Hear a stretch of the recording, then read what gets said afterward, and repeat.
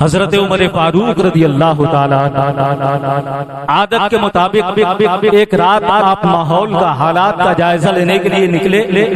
ایک گھر سے آپ کو کچھ آواز ملی. عمر فاروق خلیفۃ المسلمین کے قدم رک گئے. آپ نے دروازے پر دستک دی. ایک ضعیفہ نے دروازہ کھولا. امیر المومنین نے ارشاد فرمایا اے ضعیفہ تمہارے گھر سے کچھ آواز آ رہی تھی جس کی وجہ سے میرے قدم رک گئے. وہ کون سی آواز تھی؟ ضعیفہ نے مسکراتے ہوئے کہا امیر المومنین میں چرخہ چلا رہی تھی, سوت کاٹ رہی تھی, شاید اس کی آواز ملی ہو. امیر المومنین نے مسکراتے ہوئے کہا غور سے سنیے گا, نہیں ضعیفہ چرخہ کے علاوہ بھی کوئی آواز تھی جس نے میرے قدم کو روکا ہے. وہ کون سی آواز تھی؟ ضعیفہ نے مسکراتے ہوئے کہا امیر المومنین میں چرخہ بھی چلا رہی تھی, مدینے والے کی نعت بھی گنگنا رہی تھی. سبحان اللہ, اتنا سننا تھا. امیر المومنین عمر فاروق دو زانو زمین پر بیٹھ گئے اور فرمایا ضعیفہ جو میرے مصطفیٰ کی نعت تو تنہائی میں گنگنا رہی تھی مجھے بھی سنا دے. کہا کیوں؟ کہا اس لیے کہ ہو سکتا ہے میدان قیامت میں اگر نعت پڑھنے کے صدقے میں تیری بخشش ہو جائے تو ممکن ہے نعت سننے کے صدقے میں عمر بھی بخشا جائے. اللہ اکبر. آپ نے کیا سوچا؟ وہ صحابی جنہیں اللہ کے رسول نے دنیا میں جنت کی بشارت عطا فرما دی, نعت رسول کو بخشش کا ذریعہ سمجھ رہے ہیں. تو ہمیں اور آپ کو کتنا اس معاملے میں ایکٹیو ہو جانا چاہیے کہ جب نعت پڑھی جا رہی ہو تو جذبات ہمارے بیدار ہو جائے اور دل کے گہرائیوں سے جب آواز نکلے تو سرکار کی بارگاہ تک پہنچے. جب دل ٹوٹتا ہے تب دعائیں مقبول ہوا کرتی ہے. اس خانقاہ میں میری کئی ایک بار حاضری ہو چکی ہے. علامہ ظفر علی رضوی صاحب صرف اس لیے مجھے پسند کیا جاتا اور مجھے یہ خانقاہ پسند ہے کہ یہاں سے مسلک اعلیٰ حضرت کی اشاعت ہوتی ہے. مسلک اعلیٰ حضرت کا پیغام عام کیا جاتا ہے. حضور رئیس العابدین کی زندگی میں بھی, اور جب سرکار اعلیٰ حضرت کے حوالے سے فقیر شعر پڑھا کرتا تھا تو چہرے پہ نورانیت اور چمک جو نمایاں ہوتی تھی ان کے. اللہ اکبر. یہاں بھی آج سرکار تاج الشریعہ کے مجھ جیسے غلام جن کی گردنوں میں سرکار تاج الشریعہ کی غلامی کا پٹا ہوگا تشریف فرمائے اتنی کثیر تعداد میں کیوں آتے ہیں؟ صرف یہی وجہ ہے کہ اس خانقاہ کا تعلق ڈائریکٹ بریلی سے ہے. بریلی سے اس لیے ہے کہ بریلی کی نشر و اشاعت اس خانقاہ سے ہو رہی ہے. مسلک اعلیٰ حضرت کی نشر و اشاعت ہو رہی ہے. مسلک اعلیٰ حضرت کا پیغام آپ تک پہنچ رہا ہے. اور یاد رکھیے کہ جو مسلک اعلیٰ حضرت سے جڑ گیا اتنا تو یقین رکھے کہ وہ کبھی گمراہ نہیں ہو سکتا. رکھتے ہیں ربط اس لیے کل اولیاء سے ہم مسلک اعلیٰ حضرتی میں تمام اولیاء کے احترام سکھایا جاتا ہے.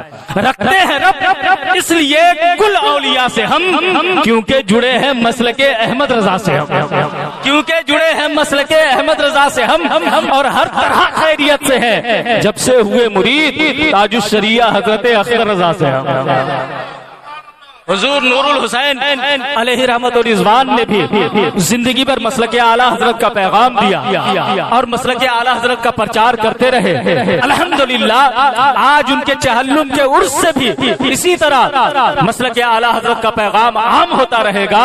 اور شہزادے حضور نور الحسین رئیس العابدین حضرت العلام پیر طریقت رہبر راہ شریعت سیف ملت حضرت علامہ سیف اللہ فیضی صاحب قبلہ سیف الحسین فیضی صاحب قبلہ مدد اللہ نورانی جن کی سرپرستی میں جن کی صدارت میں یہ پروگرام آگے بڑھ رہا ہے وہ بھی ہمیں اسی لیے پسند کرتے ہیں اور ہم انہیں پسند کرتے ہیں. وجہ یہی ہے نا. تو مسلک اعلیٰ حضرت کا پیغام عام ہو رہا ہے.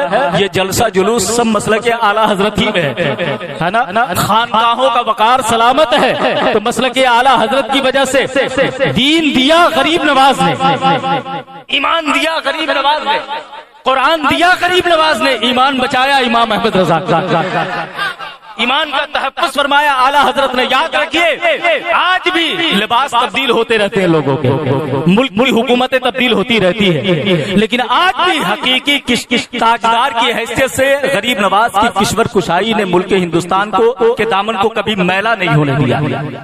خاص کر کے آزادی کے بعد علماء جانتے ہیں کہ دہلی میں حکومت چاہے کسی کی رہی ہو، سکہ غریب نواز کے نام کا ہی چلتا رہا۔ تو غریب نواز کے اس ملک میں مسلک اعلیٰ حضرت کے چھتر چھایا حضور حسین علیہ رحمہ کا فیضان برس رہا ہے۔ جب آپ تک پہنچ رہا ہے تو آپ کی آواز کیوں نہیں نکلتی؟ محبت سے مسکرا کر کہہ دے، آہستگی سے ایک آدمی جتنے بیٹھے ہیں ان میں سے ایک آدمی کہہ دے یا حسین۔ اچھا یہ ایک آدمی کی آواز تھی، ماشاءاللہ اگر سب مل کے کہہ دیں گے تو کتنا اچھا لگے گا۔ اور جھوم کر کے ایک مرتبہ مسکرا کر کے کہہ دیجئے سارے لوگ مل کر کے یا حسین، اور لہک کے حسینی انداز میں محرم شریف آ رہا، یا حسین یا حسین یا حسین۔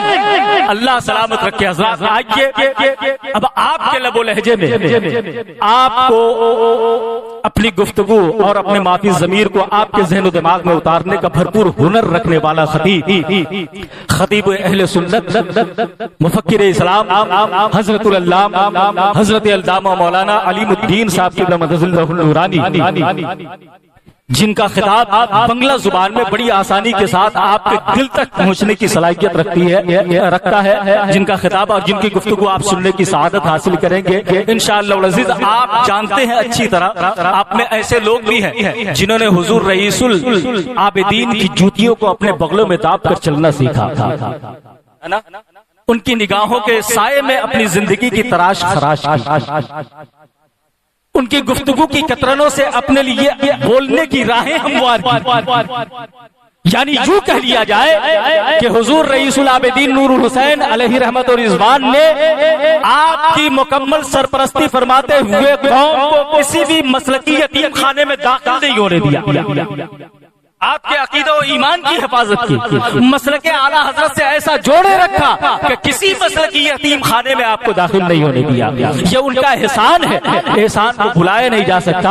انہی باتوں کو، انہی پیغام کو لے کر کے تشریف لا رہے ہیں خطیب عالم اسلام حضرت علامہ و مولانا علیم الدین صاحب کی نورانی، مرشد آباد سے تعلق ہے جن کا۔ میں انہیں آپ کے حوالے کر رہا ہوں تاکہ وہ آپ کو گنبد خضرا کے حوالے کر دیں۔ ایک ہاتھ امام حسن کے نام پہ اٹھاتے ہیں، ایک ہاتھ امام حسین کے نام پہ، دونوں ہاتھوں کو حسنی حسینی کا پرچم بنا کر کے نعرہ لگا لیجئے، نعرہ تکبیر، نعرہ رسالت، مسلک اعلیٰ حضرت، عرس چہلم رئیس العابدین، فیضان نور الحسین علیہ رحمہ، علماء اہل سنت، نعرہ تکبیر، نعرہ رسالت۔